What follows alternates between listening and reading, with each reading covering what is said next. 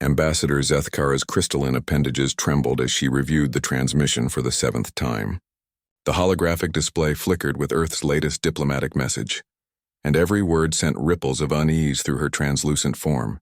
The Terran Federation cordially requests permission to attend the Galactic Council's annual summit. We come bearing gifts and friendship. The signature bore the seal of humanity's current leader, and below it, that peculiar symbol the humans always seemed to include, a curved line they called a smile. 3,000 years, she whispered to her aide, a young Vorthon whose scales shifted nervously from blue to amber. 3,000 years since the quarantine accords were signed. The aide consulted his datapad with shaking claws. The humans have honored the agreement completely, Ambassador. No expansion beyond their designated systems. No contact with other species. No violence, Zethkara finished. That's what troubles me.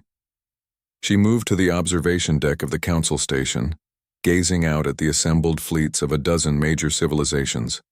The Kretar battleships hung like deadly flowers in space, their bioweapons ready to deploy spores that could sterilize entire worlds.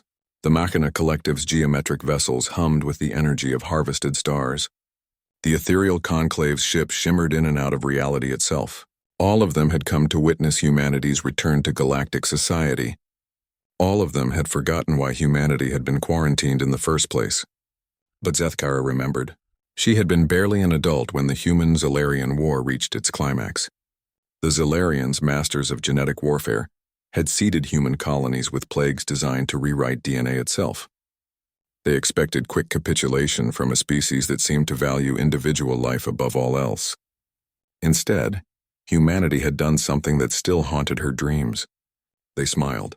Not the desperate grin of the doomed, but genuine, peaceful smiles as they worked in perfect harmony to contain the plague, evacuate civilians, and somehow, impossibly, reverse engineer the genetic weapons in a matter of months. Then they'd improve them. The Zalarians' homeworld still bore the scars of what humanity called their humanitarian intervention. 60 billion Zalarians had been gently, precisely, irreversibly altered at the genetic level. Not killed. Humans rarely killed when they could avoid it, but changed into a peaceful, contemplative species that spent their days composing poetry and tending gardens. The galaxy had been terrified.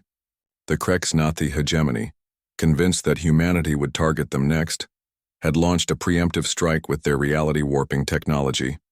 They'd attempted to erase Earth from existence itself, bending space-time into knots around the human homeworld. 3 days later, human ships had appeared throughout Krexnathi space. Not through faster-than-light travel, through dimensional rifts that the humans had somehow learned to create by studying the very weapons used against them. The hegemony's capital world found itself hosting a tea party in their primary governmental plaza, attended by smiling human diplomats who politely inquired about surrender terms while serving refreshments. The Krexnathi had capitulated within hours. After that, the Galactic Council had acted quickly. The quarantine accords weren't a punishment. They were an insurance policy. Humanity would be given a generous portion of space, all the resources they needed, and a simple agreement.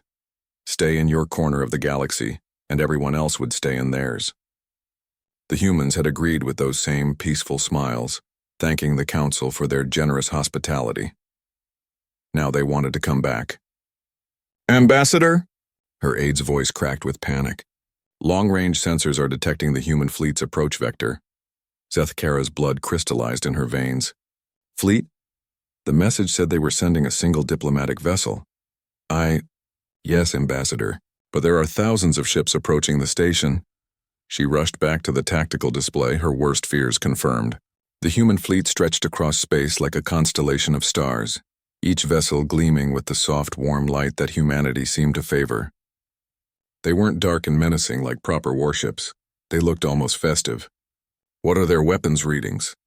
she demanded. The aide's scales shifted to a pale yellow, the Vorthon equivalent of absolute bewilderment. That's impossible, Ambassador." "What's impossible?" "According to our sensors, those ships don't have any weapons at all. No energy weapons, no missile systems, no defensive barriers. They're just hollow metal shells filled with air and humans." Zethkara felt her consciousness flicker. That made it infinitely worse. During the wars, human ships had at least been comprehensible. Weapons, shields, engines, the standard tools of civilized warfare. These vessels were something else entirely. A new transmission arrived, and she opened it with a trembling appendage. A human face appeared on the screen, middle-aged by their standards, with kind eyes and that terrible, terrible smile. "Greetings, friends. I'm Captain Sarah Chen of the Terran Diplomatic Corps. We're so excited to meet everyone. We've spent the last 3 millennia preparing gifts for all the wonderful species of the galaxy." The image shifted to show the interior of one of their ships. Humans moved about cheerfully, tending to what appeared to be gardens, workshops, and laboratories. Children played in corridors that seemed designed more for comfort than efficiency. "We know many of you might be nervous," Captain Chen continued, "but please don't worry. We've learned so much during our time away. We've discovered new ways to grow food that adapts to any world's ecosystem, developed art forms that can be appreciated by any form of consciousness, and created technologies that can solve almost any problem through cooperation rather than conflict." She gestured behind her, where humans were carefully packaging what looked like seeds, crystals, and small devices. "We call them hope seeds, empathy crystals, and harmony generators. We can't wait to share them with everyone." The transmission ended with Captain Chen waving cheerfully at the camera. Sethkara stood in perfect silence for several minutes. "Ambassador?" her aide whispered. Should we alert the defense fleets?" She considered it. The assembled military might of 12 major civilizations could probably destroy the human fleet before it reached the station. It would be the sensible thing to do, the safe thing to do. But looking at those peaceful, unarmed ships, she realized the horrible truth. The galaxy hadn't forgotten to run. The galaxy had forgotten how to run from something that came bearing gifts with a smile. "No," she said finally. "We welcome them, and we pray to whatever gods still listen that humanity's gifts are as harmless as they appear." As the human fleet drew closer, Sethkara noticed something that made her crystal heart skip a beat. Each ship bore the same symbol she'd seen on the diplomatic message, that curved line called a smile. But now, surrounded by thousands of them approaching through the darkness of space, they looked less like expressions of joy and more like what they'd always truly been.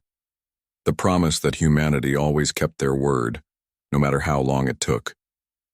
After 3 millennia of peace, the humans had returned exactly as promised, smiling, bearing gifts, and ready to share everything they'd learned. The galaxy was about to discover what 3,000 years of human creativity, uninterrupted by war, had produced. And somewhere in the back of her crystalline mind, Sethkara couldn't shake the feeling that this was exactly what humanity had been planning all along.